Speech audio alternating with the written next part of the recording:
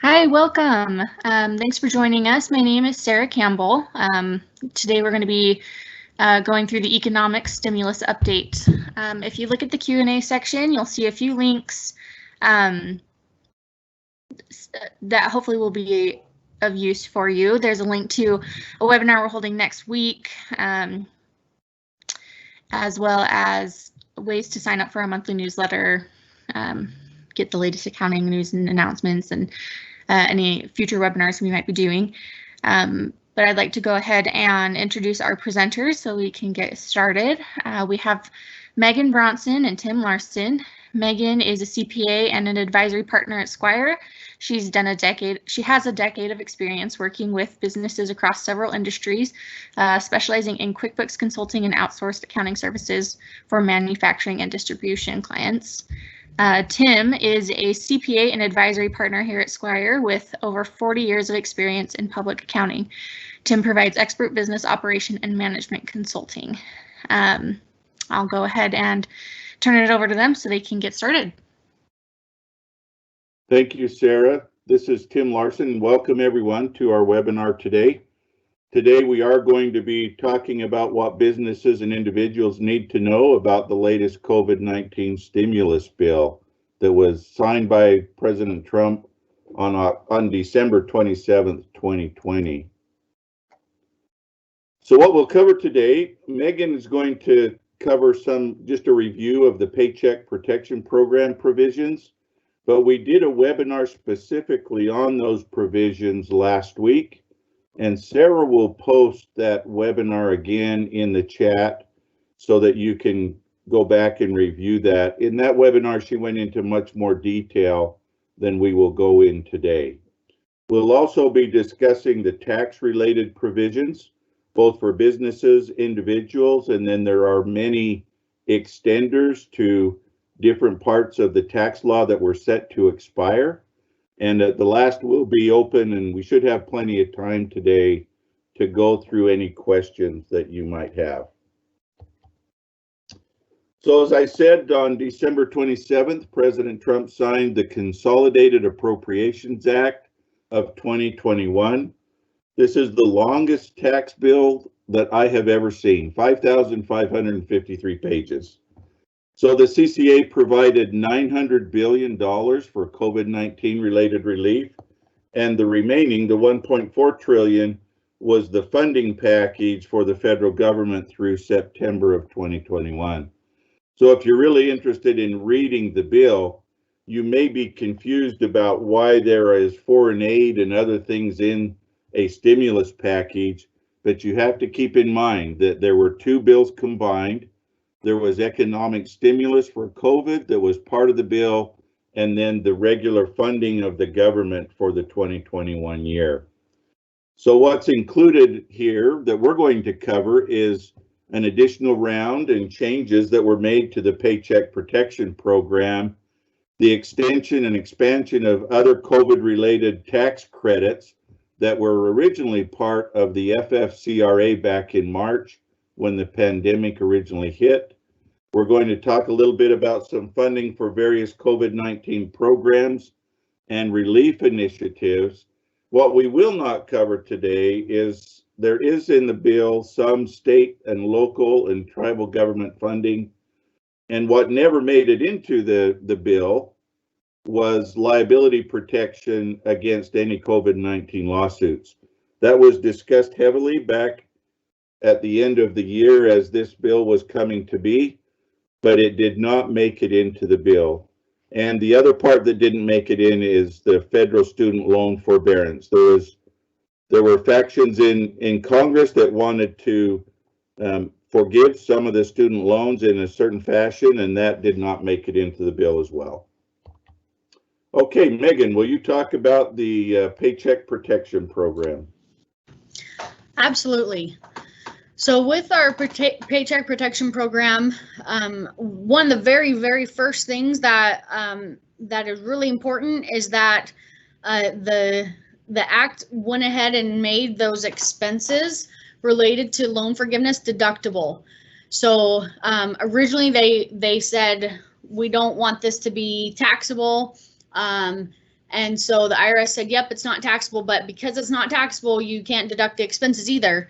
And that was the IRS's standpoint. And so this one finally, this Appropriations Act finally addressed that and said that the expenses are to be deductible. One thing to note is that several states may have a different view. Utah is one of those states.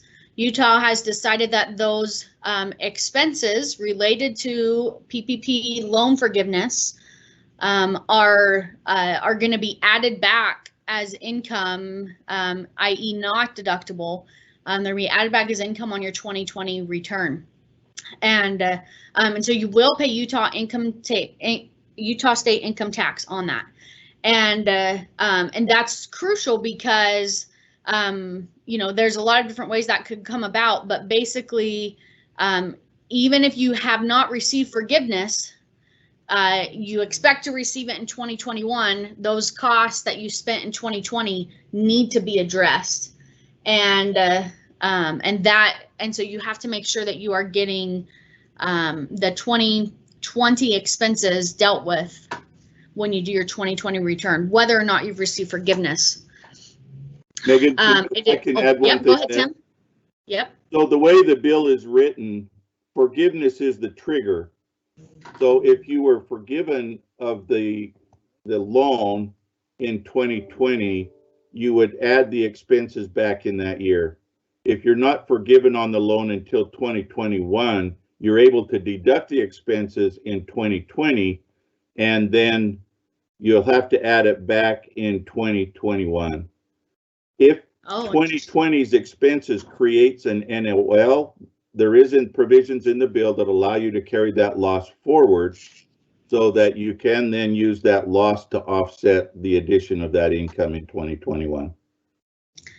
And that is important. Thank you for clarifying that, Tim, because we want to make sure that, that could be something the IRS was saying, we're not going to let you deduct it in 2020 if you expect to be forgiven. So the states are you just need to pay attention to your state is really the message here. You make sure you understand the state, whether they're allowing the deductibility and the timing there of how it's going to do it. So that's going to be the case for the 2020 PPP loans. When we talk about round two, it's going to also carry forward as far as the states not likely to change their mind on round two. So, and then you do have as it passes through, you do get to get your basis step up because of the tax exempt income from your forgiven loan. Next slide. Yep. So originally we had the CARES Act, then we had our Flexibility Act.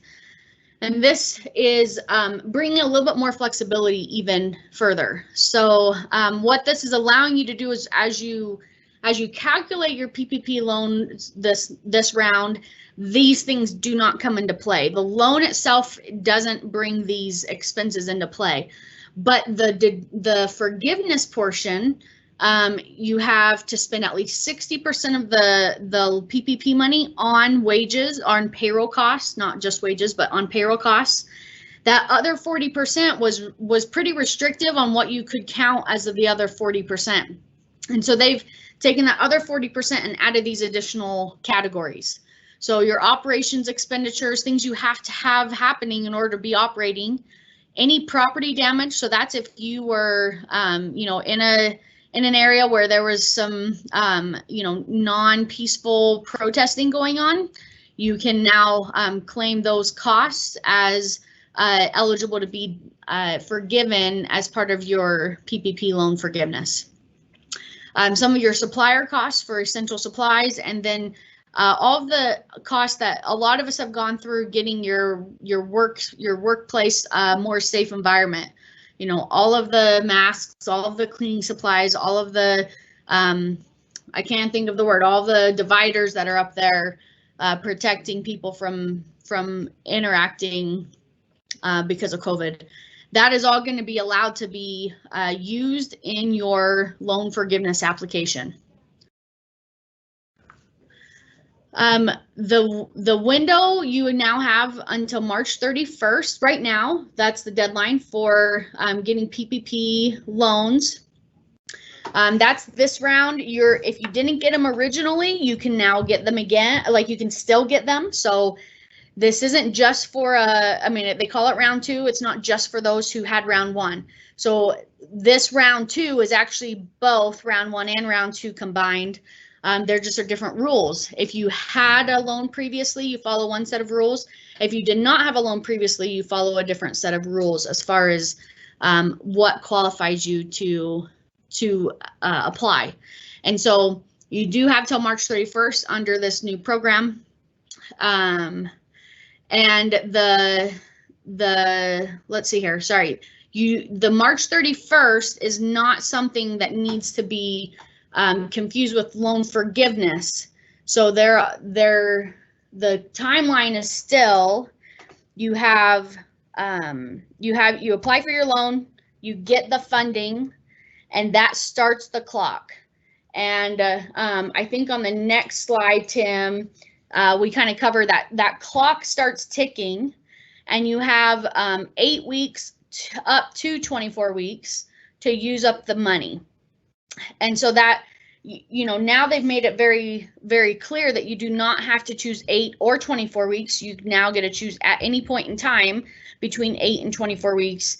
You get to say, okay, I've spent all the money. Let me apply for loan forgiveness now.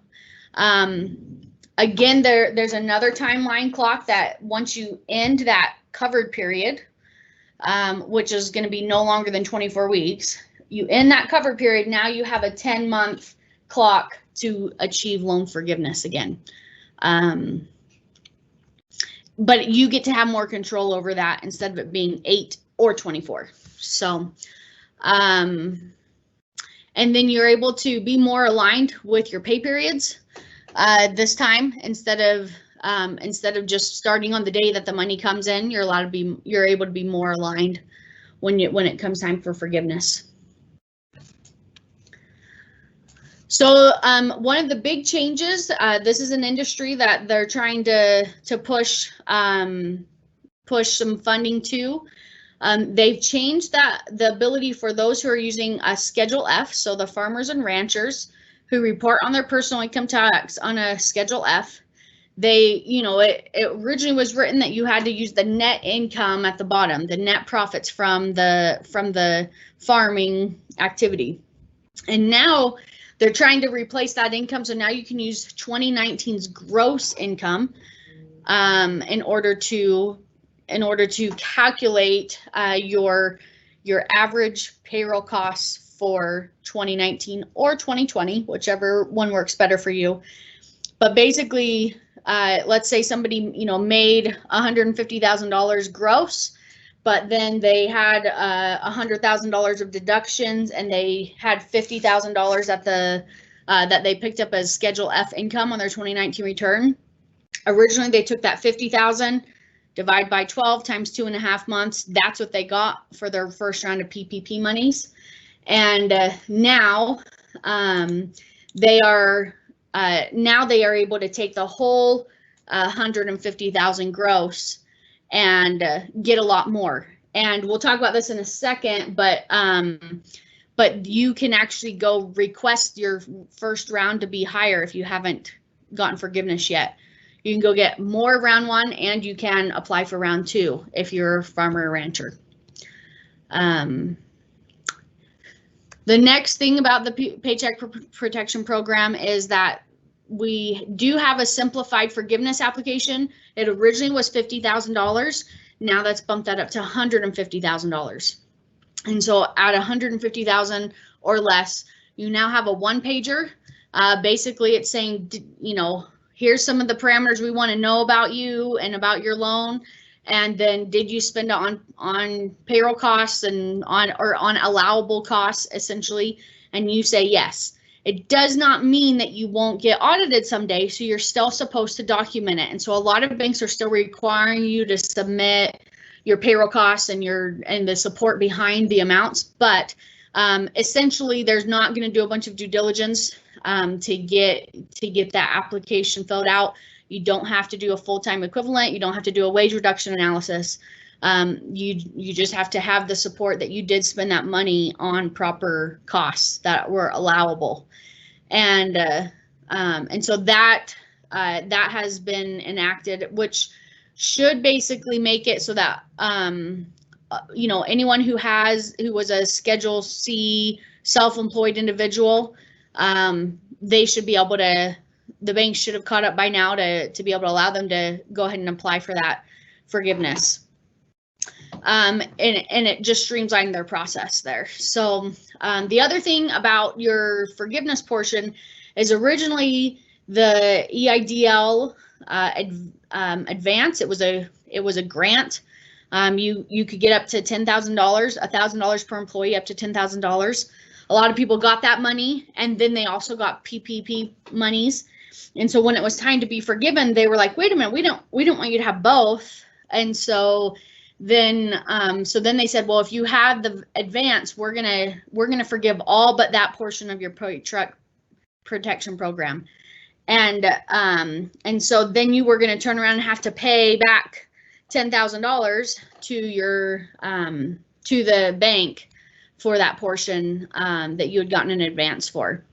And the banks were setting up payment plans, probably around 2 or 3 year payment plans that were supposed to get started here soon. And so this act has repealed that clarification and has said, nope, we intended you to have both, so now you get both. And so those who achieved full forgiveness and had that amount withheld from their forgiveness will, need to just work with their banks to get the final amount forgiven as well. And hopefully if they've made any payments, hopefully they'll get refunded for those payments. But going forward, they'll keep it nice and simple for everyone. So the other thing, I mentioned the Flexibility Act, and this makes it even more flexible.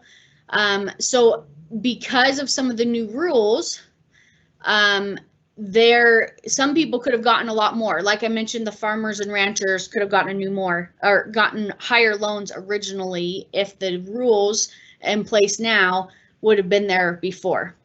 And so in this case, there is also there's also the case where there's partnerships.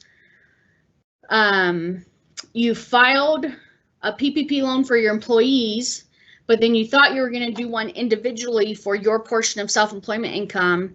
And then they turn around and said, no, we just want one. You should have included yourself on that one. But a lot of people's stuff was already in process. And so they couldn't change what they had already done.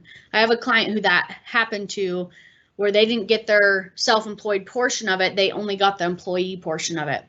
And so in this case, they could go back and request a higher amount according to round one. But the kicker here is you cannot have been forgiven already.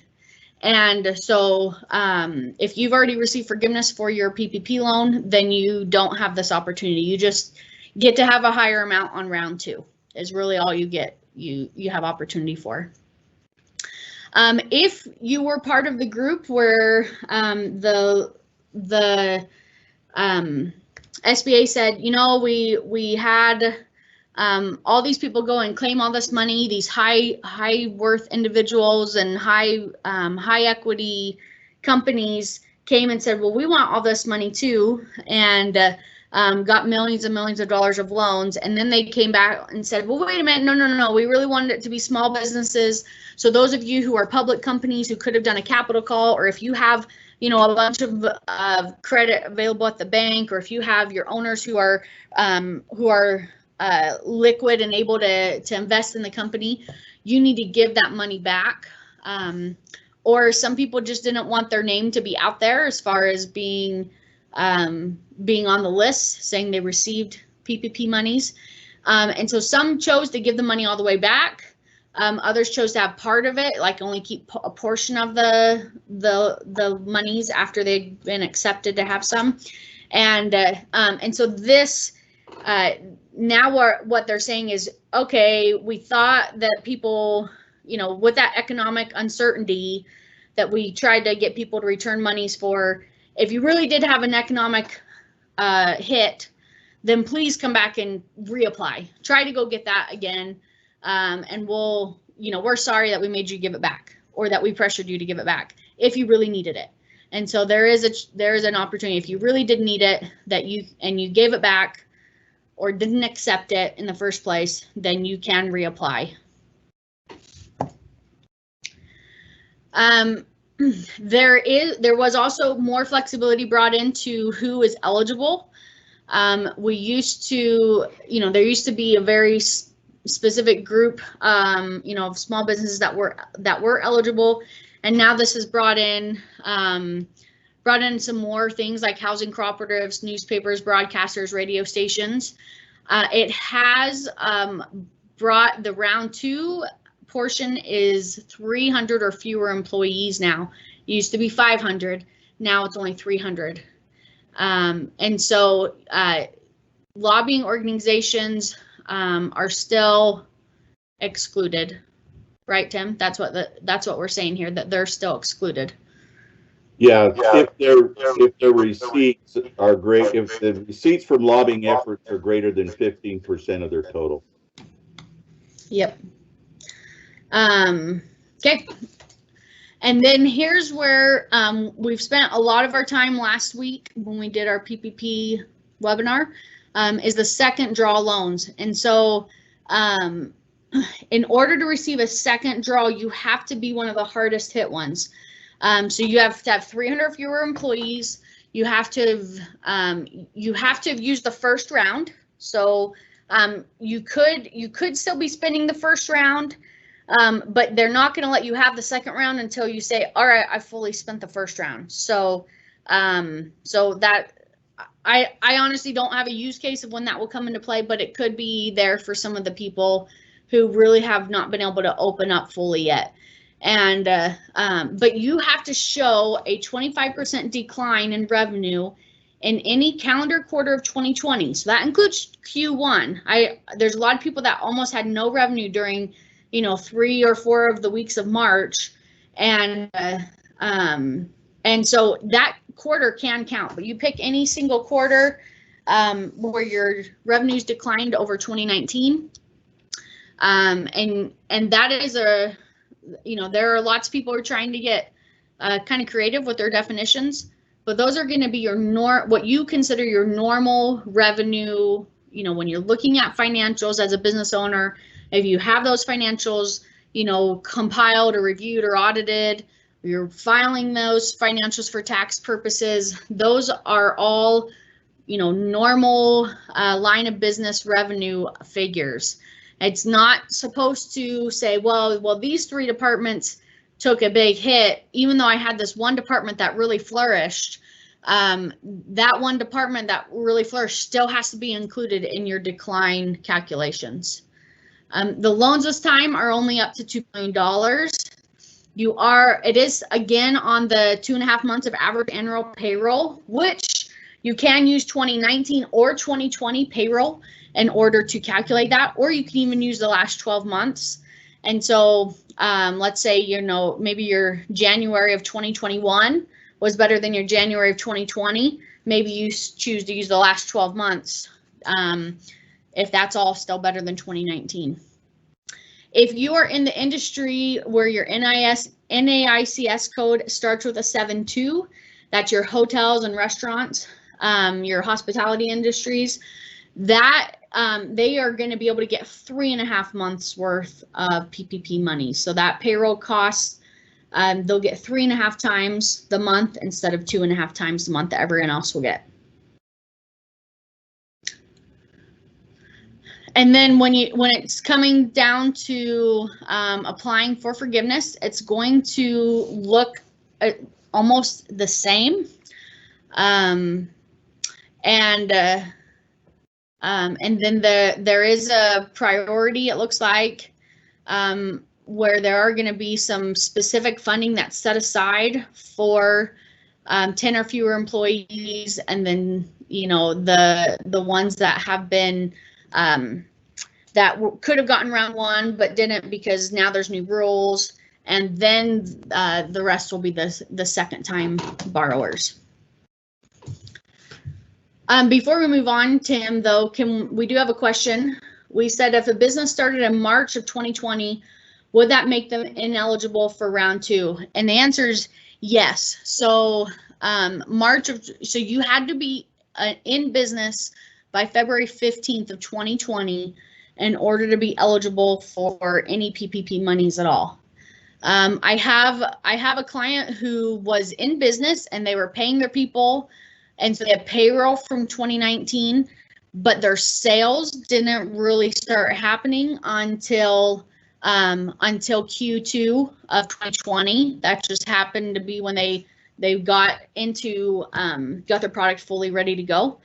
And so they were able to get round 1 because they existed and they had payroll costs. But when it came to round 2, they're not eligible because they don't have any comparable sales. And so if you were you can use Q1 of 2020 in your comparison, but in comparison to the other quarters, if you don't have sales before Q1 of 2020, but the fact that they didn't start having sales until Q2 just totally makes them ineligible. And so if your business started in March of 2020, technically that gives you some Q1 of 2020 sales. I guess it would depend on whether your Q2 was less than that 1 month of Q1. Then maybe you could consider yourself eligible. That's really your only option. And so I would say likely not. Thank you, Megan. So now we'll move on and talk about some other relief provisions. This next one is really dealing with what are referred to as shuttered venue operators. The Act sets aside $15 billion, and these are grants that are available to live venue operators and promoters. People like theatrical producers and performing arts studios and museum operators, motion picture theaters, and things like that, and even some talent representatives. There are some criteria that are required that you meet before you're eligible for the grant. So you must have a gross earned income during any calendar quarter in 2020, similar to the PPP loans, that is not less than a 25% decline in gross revenue over the same quarter in 2019. Or said in another way, you have to at least have gone down by 25% before you're eligible for the grant. And as of the date of the grant, this is dealing with talent representatives. They must be representing or managing artists and entertainers. As noted above, they must be open or intending to open. They can't be still shuttered in order to claim that revenue. The initial priority grants are generally the lesser of 45% of the gross revenue for 2019 or $10 million. So the maximum grant would be $10 million. So the allowable uses of the grant funds, you can pay payroll costs, rent, utility, mortgage payments, both principal and interest, any interest on debt that was outstanding prior to February 15th of 2020, covered worker protection expenses like Megan mentioned on the PPP loan, it's similar, and up to $100,000 in payments to independent contractors.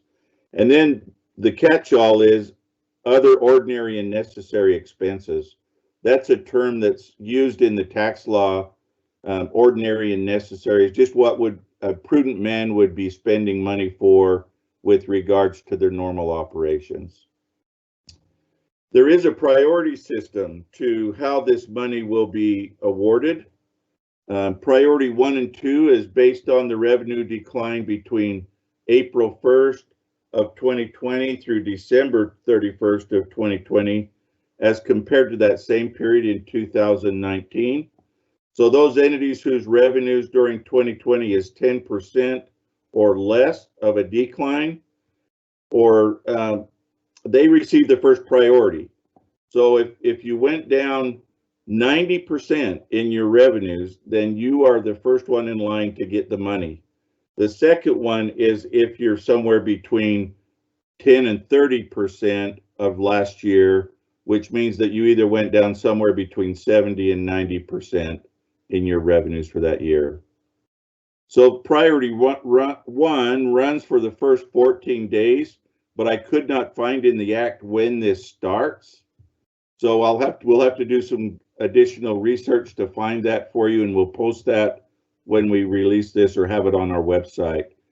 And priority number 2 starts in the succeeding 14 days. So if February 1st were the first day for priority 1, priority 2 would start on the 15th of February. And at the end of 29 days, then anyone in either group can apply for the grants if there is still money available. There is also in the act some additional funding for schools and also for rental assistance. So if you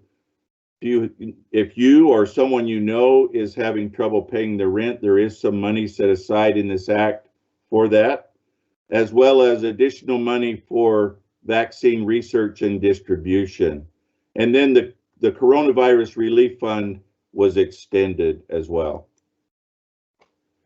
Another part of the act has to do with payroll tax credits. So the employee retention credit was also part of the CARES Act, and it ran from March through December, and it had certain criteria that made you eligible.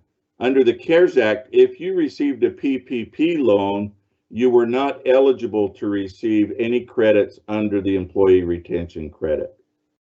This act changed some of that. So the first thing that it did, it made it available for wages paid up through July 1st of 2021. And it made some good clarifications on how you determine gross receipts for certain tax exempt organizations. That was a little fuzzy under the original CARES Act. It also made clear that group health plan expenses can be considered as qualified wages, even if you do not pay any other wages to employees. So there are a few companies that they didn't pay their employees, but they did maintain their health insurance. And now that those health insurance costs can qualify for the employee retention credit. And probably the best thing is that employers who did receive PPP loans, the enactment of this law made it so that you can qualify for both, and it is retroactive. So if you got a PPP loan, you can even still qualify for employee retention credit in 2019. The one caveat is you cannot use the same wages to apply for forgiveness for a PPP loan as well as applying for an employee retention credit. A couple other facts with this. So it expands the ERC for calendar quarters after. So it goes through, like I said, July 1 of 2021. Additionally, it increases the rate from 50% of qualified wages to 70% of qualified wages. It also expands the maximum amount that you can receive. So to qualify, you have to have, under the CARES Act, your revenues had to have reduced by 50% in 2020 over the same time period in 2019. That now has been reduced so that if your revenues were reduced in 2021 by 20% of what they were in 2020, then you can qualify for this employer retention credit. And it increases the limit per employee from $10,000 per year to $10,000 per quarter. And I just want to say that next week we are going to have a webinar that deals not with only employee retention credit. So if you're interested or think you may qualify for this credit, join us again next week for a deeper dive into some of these rules and the law. So the other thing that this new act does, it increases the 100 employee delineation for determining eligibility from 100 employees to 500 or fewer employees. And it makes some public instrumentality, that's another name for saying some government entities, cities possibly, and maybe counties will be able to utilize the employee retention credit. The CARES Act had a 30-day wage limitation, and that now has been repealed, and so you can claim the bonus that any bonuses that you paid. So the old law restricted it to normal wages, but now this act, the employee retention credit, makes it available. So if you have essential workers and you pay them a bonus, that can count as a qualified wage for ERC. So I thought I'd show you some examples of the differences that this new act will create. So under the CARES Act, let's assume that we had 8,000 of qualifying wages between April and June of 2020, and then another 8,000 between July and September of 2020. So the maximum credit on these wages would be 50% of the wages, so $4,000 in Q2, but only $1,000 for Q3 because you're capped on a per employee basis to the first $10,000 of wages per employee. So the most that you could get per employee in 2020 is $5,000. The new act makes that much better. So if we assume the same facts, but apply them to the first and second quarters of 2021, 8,000 in January through March and 8,000 in April through June, the maximum credit with respect to the wages would be $5,600. Remember, we went from 50% of wages to 70% of wages. And so we get $5,600 for Q1 and $5,600 for Q2 for a total of $11,200. Now, if the wages were higher, the maximum you can get again is $10,000 per employee per quarter. I'm sorry, that is not right. The maximum is $5,600. So it's 70% of $10,000 per quarter is the maximum that you could get, or $7,000 per quarter. Some additional payroll tax credits. So again, like I said earlier, back in March, the government passed what's called the Family Friendly Coronavirus Relief Act, and it required employers who have 500 or fewer employees, if their employees became ill because of the coronavirus or had to stay home because of quarantine, then they were required to pay them sick pay benefits and what was referred to as expanded FMLA leave, which basically, if they were an employee that gave them $500 per week that they could claim, and the government actually pays for the wages through your payroll tax returns. So the mandate is no longer in place. So you're not required any longer after December 31 to provide these sick pay benefits. However, if employers want to voluntarily provide the benefits, you can do so through March 31 of 2021, and they are eligible to receive the full credit just as under the CARES Act or the FFCRA. Now we'll move on to some other tax-related provisions.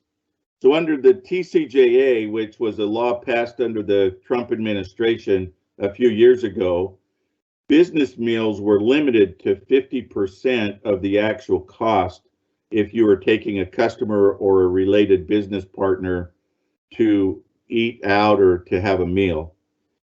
This act allows 100% deduction for the cost of business meals, but it does not apply to 2020. It only applies to 2021 and 2022. So this is more of a provision to try and assist those in the restaurant industry than it is to give a tax break to other taxpayers, because it only applies to food and beverages that are provided by restaurants. So other types of food providers would not count other than a restaurant. And by the way, restaurant has not been clearly defined in the Act, so we're looking forward to some additional guidance on that particular provision. Other tax-related provisions. So there are some enhancements to the low-income housing tax credits. So if you have a business that participates in building, constructing, or leasing low-income housing, then you need to see your tax accountant and make sure that you take advantage of these enhancements. There's also some enhancements, and this is a very technical part of the law. Section 163J limits the amount of interest and depreciation that certain businesses can claim, and this law frees some of that up. So I'm not going to go much into that because it's unlikely that the majority of you are impacted by Section 163J. If you ask your tax preparer if you are, he will be able to tell you. And then there are some benefits if you're currently being limited by 163J. Let's talk for a minute about some individual tax related provisions. So one of the provisions is that the new law allows anyone, if you do not itemize, so if you're taking the standard deduction, you can take up to $300 if you're a single taxpayer, or $600 if you're a joint filer, as charitable contributions, as long as those contributions are paid to qualified 501c3 trusts or qualified charities. The Act also provides that if you get audited and they find that you claimed charitable contributions to non-qualifying charities, the penalties have been increased. Under the old law, the penalty is 20% of the tax that's due after the correction. It now will be 50% of that tax that's due. So there is a way on the IRS website that you can look up and verify whether any particular charity is qualifying or not. Go to irs.gov. And the Act also suspends the expiration of the 60% of total income that is allowed for determining what portion of your charitable contributions can be deducted. Prior law allowed 50%. The TCJA expanded that to 60%. So if you earn $100,000, under old law, you could deduct $50,000 of charitable contributions. Under the TCJA, you could deduct $60,000, and this Act just expands that or continues it on through 2021. It had been set to expire at the end of 2020.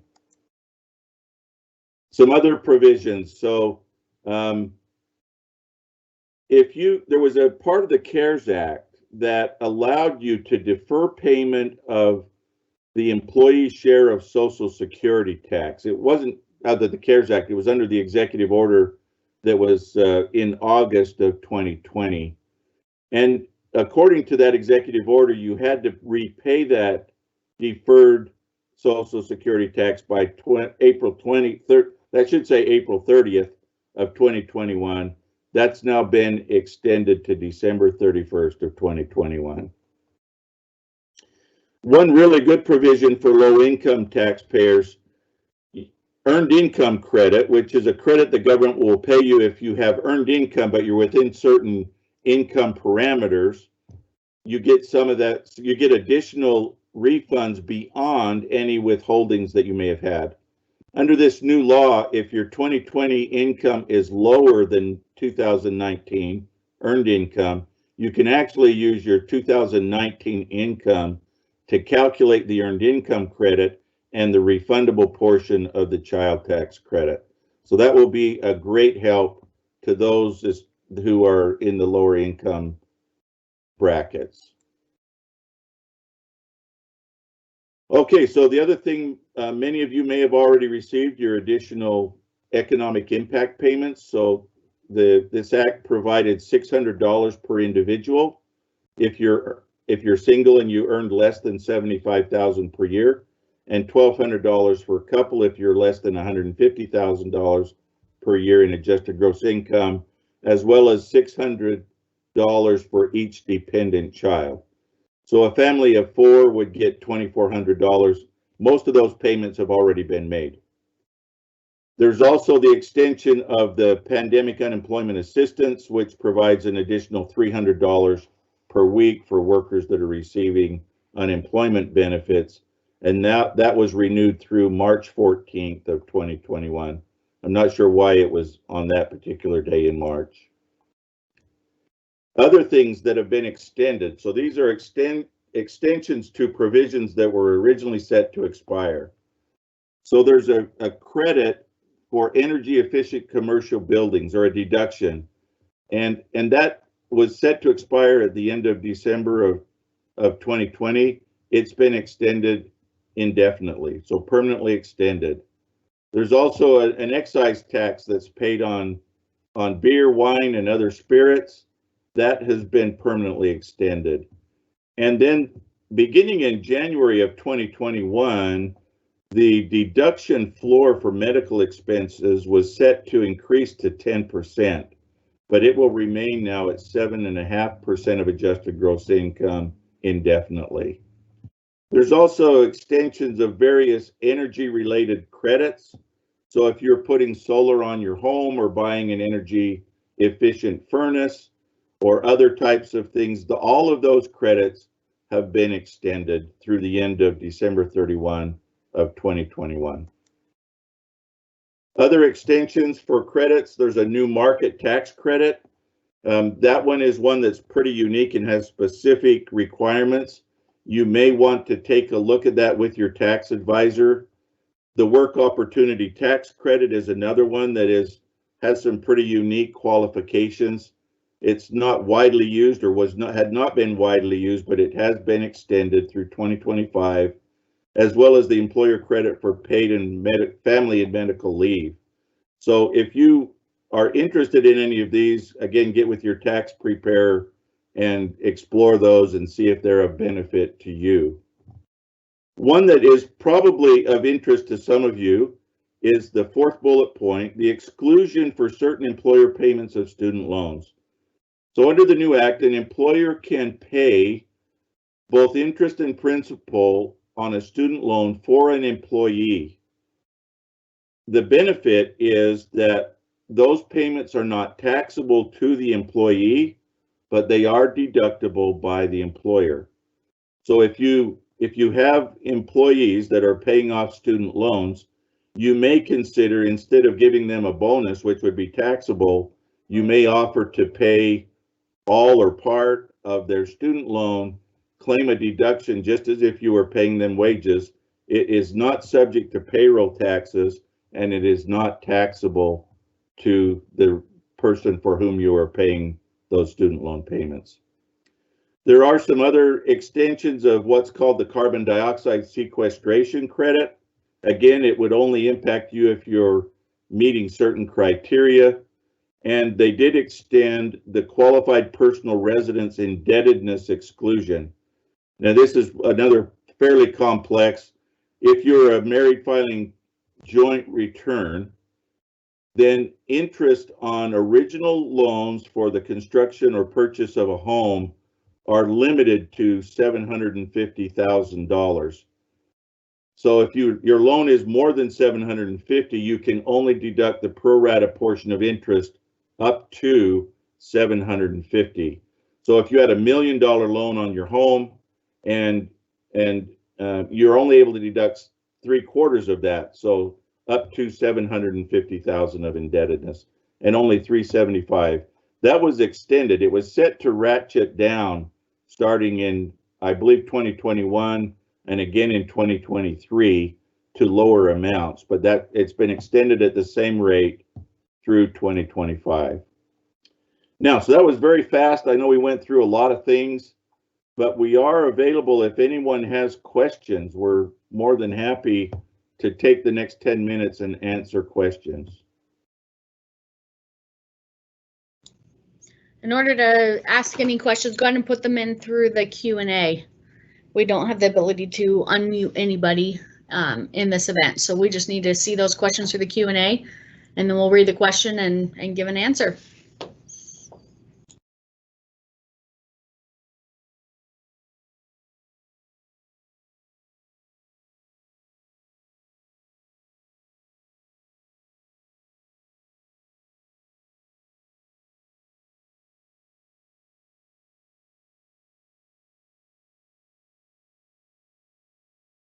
Sarah, if you're still on, I don't know if you can see if there's still people in the session?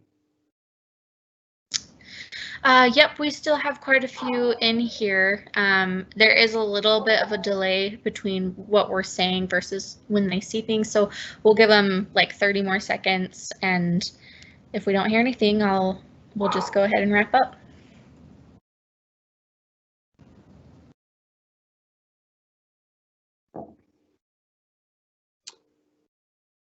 Sarah, I was going to mention that there is one chart that provides some additional detail on some of these credits that I will email to you, and you can attach it with the mailing that goes out. Okay, sounds great. I'll watch for that. And I'm not seeing anything come in question-wise, so we'll just go ahead and wrap it up. And if anybody does have questions, you can always email them, reach out that way, or give us a call. All right, thank you. Thanks, everyone. Thanks, guys.